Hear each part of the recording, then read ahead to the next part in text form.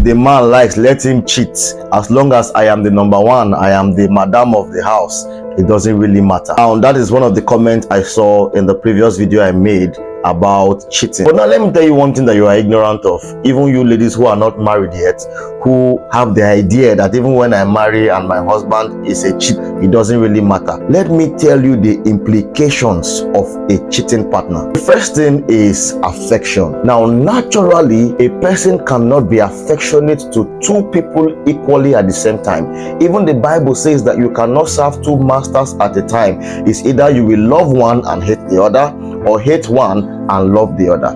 And this also applies to love and affection in a relationship. Either that man loves you more than the person outside, or he loves the person outside more than you. And guess what?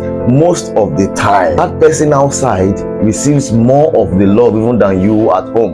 That's why the person will even look outside in the first place. As affection is being shared in this manner, so also is attention. Because there is you at home and there are other people outside, definitely attention will also be shared. That's why you begin to complain that your partner is not spending much time at home, doesn't even pay attention to your needs, to your desires and all that. That's simply because attention now is being divided, and there are other people outside who are even gaining more of the attention. Then as attention begins to divide, resources also begin to divide. So normally the husband that before we give you enough money to take care of yourself and the children, now will now begin to tell you there is no money, they did not pay us, business is not good and all that, simply because now there is now a sharing of resources between you and between the madam outside, or the madams outside. So even your children begin to suffer. Whatever it is around you begins to suffer, because as much as affection, attention and resources are being shared,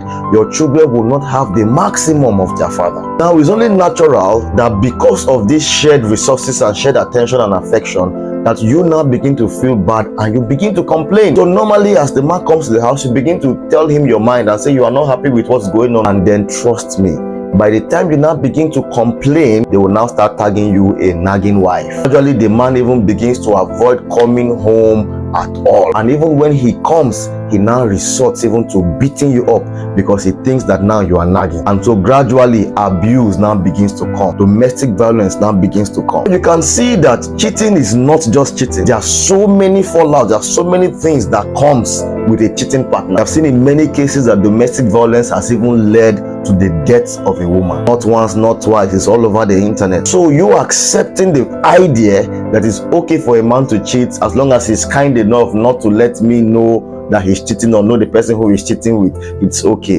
You can see that that is just a delusion, because in the end there are so many dangerous things that can come out of a cheating partner, which is not what anybody should want or should dream for him or herself. Because a cheating partner is a disaster waiting to happen, and trust me, that disaster will definitely happen. Yes, look at my face, I say it will definitely happen.